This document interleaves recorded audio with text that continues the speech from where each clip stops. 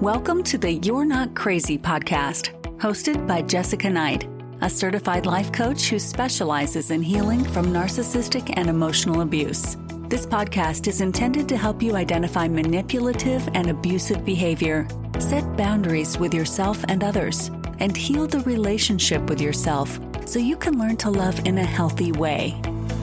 You can connect with Jessica and find additional resources, content, and coaching at emotionalabusecoach.com. Hello, and thank you for being here. Before we dive in, I want to go through the fine print and share how we can work together. Because healing from this kind of pain takes a lot more than time. It takes the right kind of support. I work with people entangling themselves from emotionally abusive relationships, coercive control, trauma bonds, high conflict co-parenting dynamics, high conflict divorce, and if you're at the beginning of the road and wondering what divorce would look like. I offer one-on-one coaching at every stage. If you're still in the relationship, if you're unsure if it's abuse, if you know it's abuse but you're having trouble understanding what that looks like, or what to do with it, I can help you name what's happening, start setting boundaries that work for you, and figure out what you need. If you're thinking about leaving, we'll explore what that might look like in a grounded and personalized way. If you're navigating divorce or custody or co-parenting with a high conflict person, I can help you document, strategize, and stay emotionally anchored, especially when you're being gaslit, discredited, and re-traumatized by the legal system. If you've already left and you're stuck in the trauma bond, or if you've been discarded and struggling to feel like yourself again, I can help you rebuild self-trust and reconnect with your own nervous system in a way that actually feels doable. Everything I do is highly personalized. I don't walk you through a one-size-fits-all program. I listen, I reflect, and I guide you based on what you're facing right now. And some people work with me through a one-time validation call, which is offered on my website, where we zero in on one issue you're struggling with and start to untangle it together. Others work with me on a weekly or bi-weekly basis, depending on what's going on in your specific situation. And this is especially helpful when healing from emotional abuse and also in divorce. If you're curious about starting, I offer a $25 intro call, which if you listen to my older episodes, I call it a clarity call. It did used to be free, and I talk about it at a later episode, but really a lot of people were no-showing to those calls, and that was taking away time from clients that I do work one-on-one with. And so if we move forward, I just take that fee and apply it to your first session. That intro call is just for us to get on the same page so you can share what's going on for you and I can share how I might be able to help. I only take a limited number of those calls per month because one-on-one coaching is the core of my work. Out of all these offerings that I have, one-on-one coaching is the thing that I do the most, and I do it 6 days a week most of the time, 5 to 6 days a week. And so if my calendar looks full and if there's not a time that you can get in, you can email me at jessica@jessicaknightcoaching.com, and I always try and make space where I can. And I may also always have a few openings from one-on-one client reschedules. You can also explore self-paced courses and toolkits at jessicaknight.thinkific.com, including Divorcing a Narcissist 101 and the Emotional Abuse Breakthrough course.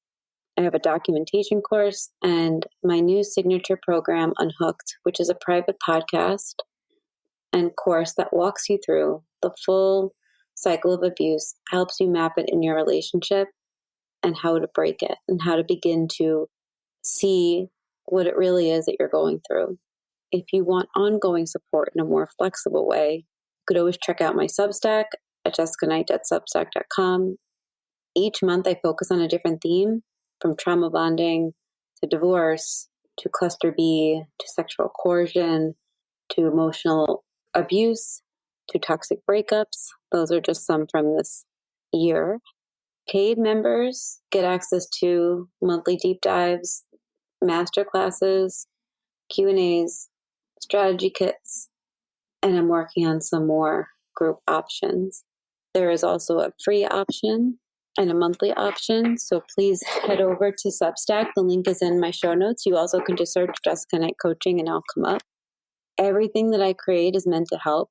My coaching, my writing, my courses, this podcast, it's built around the one truth that you're not crazy. You are conditioned to doubt your reality, and I want to help you change that and understand what you're going through. If you like this podcast, the best thing that you can do is subscribe and rate the episode 5 stars. You can find me on my websites, emotionalabusecoach.com and high-conflict divorcecoaching.com. All of the offerings that I just mentioned are also in the show notes below. Now let's get to the episode. Thank you for being here. As always, please remember that this is not legal advice. I am not an attorney. I am a trained high-conflict divorce coach. I'm also trained in narcissistic abuse. Everything that I talk about is based on my training, my experience, my continued learning, and my clients' real lives. And so if you are in a high conflict divorce situation, do not take this information and then go tell your attorney that this is the way it's going to go from now on. Always work in partnership with them. And if it's not the right attorney, I always tell you to look at that and make the best choice for yourself. And so it's important when talking about divorce that that is laid out at the beginning. I want to open a bit of a monster topic that I think is going to spark a lot of questions. And so if you are finding that you have questions after this, I want to invite you to email them to me at jessica@jessicaknightcoaching.com. It is a different email than the one on my website, high-conflictdivorcecoaching.com. I use that email for everything, and it's just easier for questions to go there. I want to look at DARVO and how it shows up in divorce settings and why it's so psychologically effective for abusers and disorienting for victims. My goal is to end with talking about protection strategies and what you can do, because when we are going through it, it's really hard to feel like there's anywhere to go. It probably just feels like walking in a circle.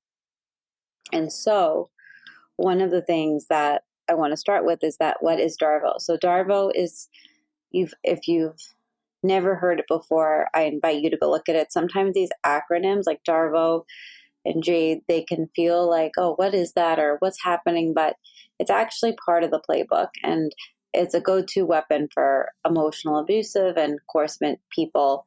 And so DARVO is deny, that never happened, which is flat out gaslighting. Attack, you're abusive, unstable, alienating. Now you're not just wrong, but now you're dangerous. It's basically the way they're framing it. And then reverse, victim, and offender. I'm being abused. The true victim actually is now the defendant. And so deny, attack, reverse, victim, and offender. What it feels like to be the victim in this is you're gaslit. Now you're not just wrong, but you're a dangerous person according to them. And the true victim becomes the defendant. And that is the act of psychological warfare. In court, that looks like this: false filings and false allegations of parental alienation, in air quotes, or emotional instability, twisting the victim's protective actions into controlling behavior, misrepresenting emails or texts with cherry-picked screenshots or cherry-picked details. DARVO steals credibility. And so the abuser steals the language of the victim, which would be abuse or trauma, and uses it for themselves. It works well because it really starts to confuse neutral third parties, especially those who are trained to quote unquote stay impartial, like judges, parent coordinators, mediators, GALs. They see conflict instead of coercive control. And so a lot of people then start to wonder how they can fight back, or what does this look like? How can they handle it? And so I want to talk through very quickly an example of how this shows up. And so I was thinking about this, and I wanted to use an example that has come up in coaching. I changed a few things to make it clear. And so last month I had a client that told her ex that he couldn't pick up their daughter early from school because it wasn't his scheduled time. The parenting plan clearly says 3 p.m. on Fridays, and he wanted to go get her at 1:30 to beat traffic. Their kid actually had an activity. I think the way I remember it is like school gets out at 1:30 and then they can sign up for extracurriculars, and she had an extracurricular and she really didn't want to miss it. And also it's technically the mom's time until 3. And so she said no and reminded him to stick to the schedule unless they both agree. An hour later, he started sending her message after message saying that she was withholding his child. And she started to panic, and she's texting me, and I was actually in the middle of coaching. So I couldn't get to it, but I said, I can get back to you by 2. And she was freaking out that he was just going to go get her. And I said, look, it's a day away. I will get back to you. But immediately I started to see the DARVO happening. And there's a lot of reasons for this family that they need to stick to the schedule. There's a lot of blame and shame that gets passed across. But an hour later, when I was able to get back to her, she said that the messages had escalated to that he's tired of my manipulative, controlling bullshit. And the next day, he emailed the GAL claiming that she was trying to alienate him and using the court order to, and this is a direct quote, emotionally abuse him. And so the documentation around this was actually very clear, right? Because it's if you really pull this back, and when we're in it, we don't see it. I just want to make that clear. When I'm in my own situation, it's very hard for me to see the outside perspective and calm down. But when I spoke with her, I said, look, the court order is very specific for a reason. And it's specific because of... Stay with us. We'll be right back. You're at a wedding, everyone's drinking, and you're white-knuckling a LaCroix, wondering, why is this so hard? Here's the thing, it is hard, and Recovery Cast talks about that. We bring you honest mental health and addiction recovery stories from people who know that sobriety and wellness aren't Instagram-worthy every single day. On Recovery Cast, we keep it real and keep it human. That's Recovery Cast, where recovery meets reality. Search for Recovery Cast now.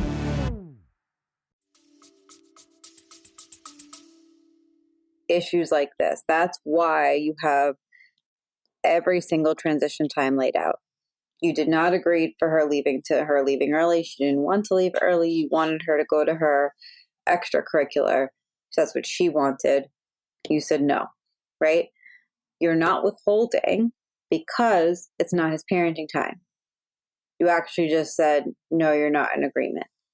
He's picked her up at 3 all these other times, and it wasn't an issue of traffic. There's no issue right now that's creating traffic, right?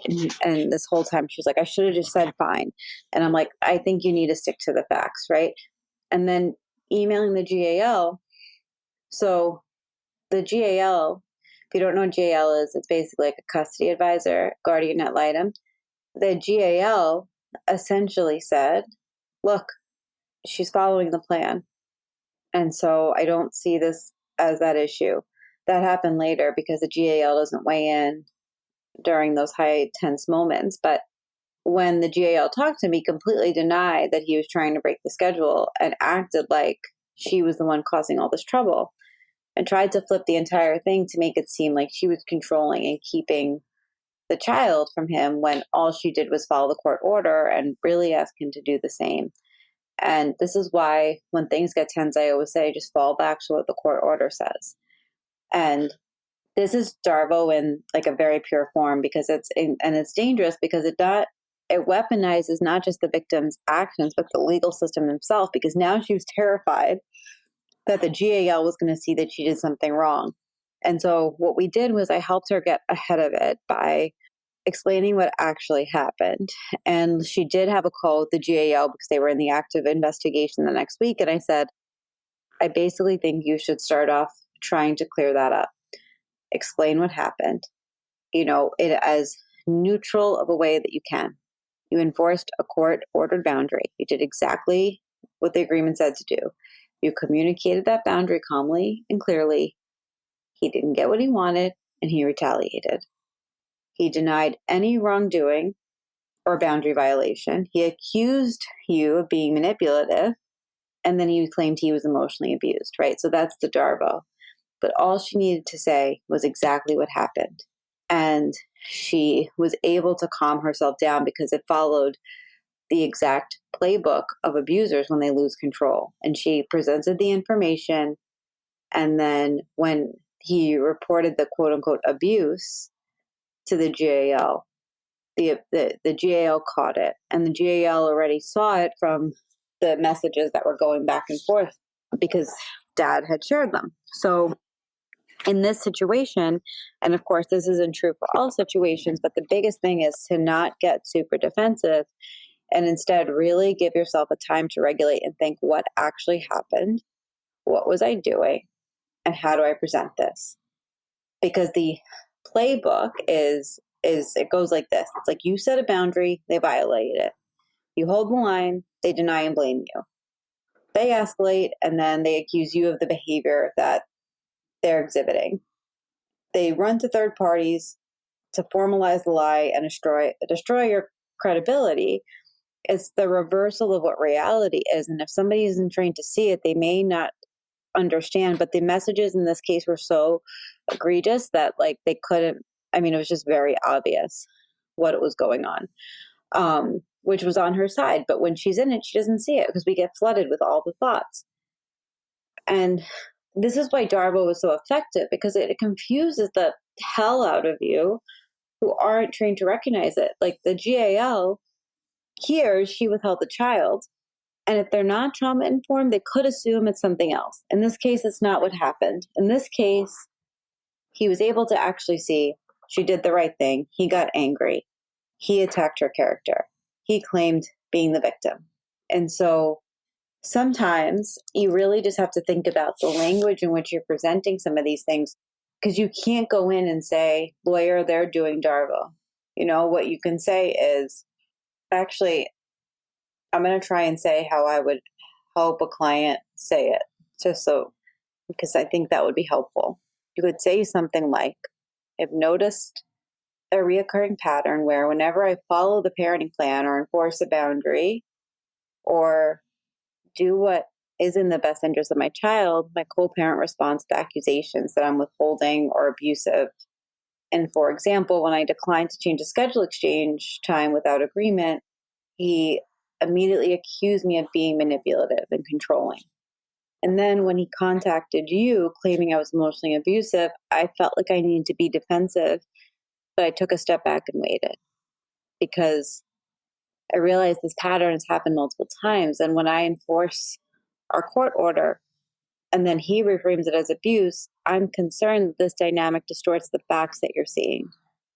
And so I want to make sure that you're clear on the facts because it matters to me that you see me as credible.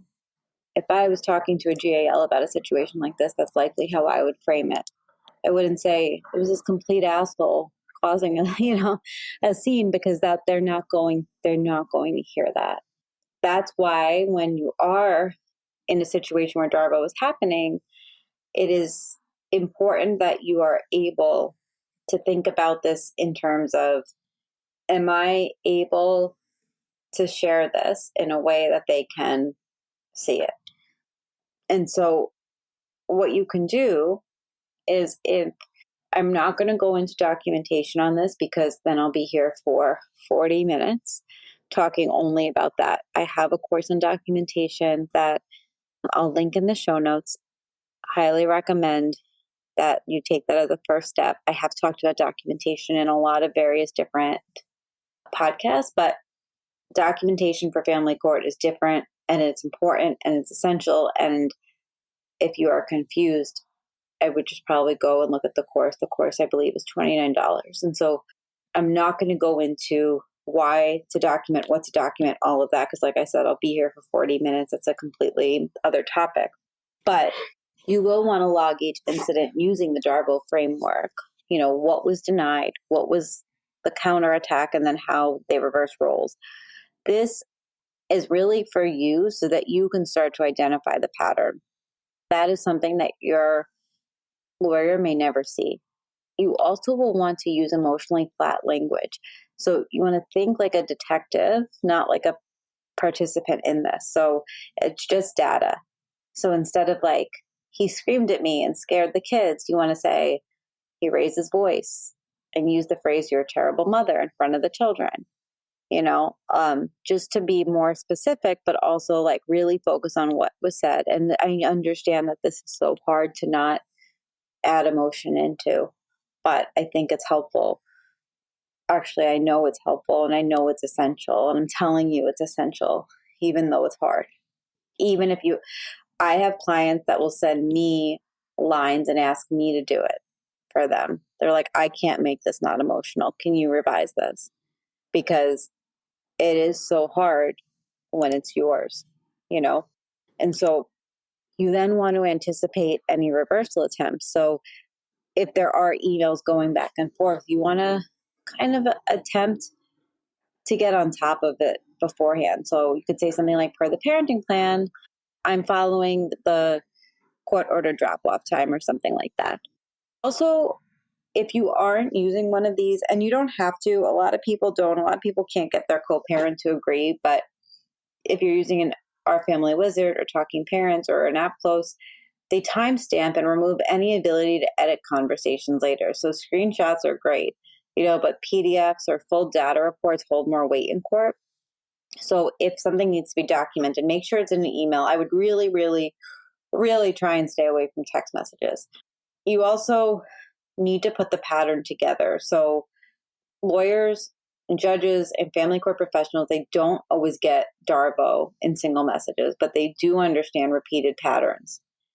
And you could present it like this, in each major conflict, custody change, missed exchange, financial dispute, this pattern emerges where I will hold the boundary to the parenting plan, and then they react, and then they make a claim against me. Here are 3 examples that are the most recent and one that was the most egregious. When we're in this all the time, it can feel so isolating because we really do, feel crazy when we're going through it. But the more and more that you can give yourself somewhat of like a toolkit to be able to like take a step back and to be able to like see it and then almost like package it together, because the more time that you see the patterns, the clearer it will be. And then eventually you'll be able to use those patterns to show pattern of behavior in court, especially, if it's reoccurring all the time, like things, for example, like things should not always go back to like, quote unquote, you're abusive. That's not keeping child focused communication. So I guess like nearing the end of this, I want to say I'm going to do a second episode. I'll have it come out next week on basically how to better capture the patterns and how you can almost like log a template that could be useful, because I think it may be helpful to really see what this looks like. And so if this was helpful to you, there's 2 courses I have on high conflict divorce. It's Divorcing a Narcissist 101 and the documentation course. I also do one-on-one coaching, high-conflictdivorcecoaching.com. If you need support, you always can reach out to me, and I'm happy to help if I can. I work with clients on divorce in different states and different countries all the time. And I understand how hard this is because I lived it. And so if you need some support, you always, like I said, you can reach out, and I will be sharing another episode for next week, basically on how to show DARVO in litigation.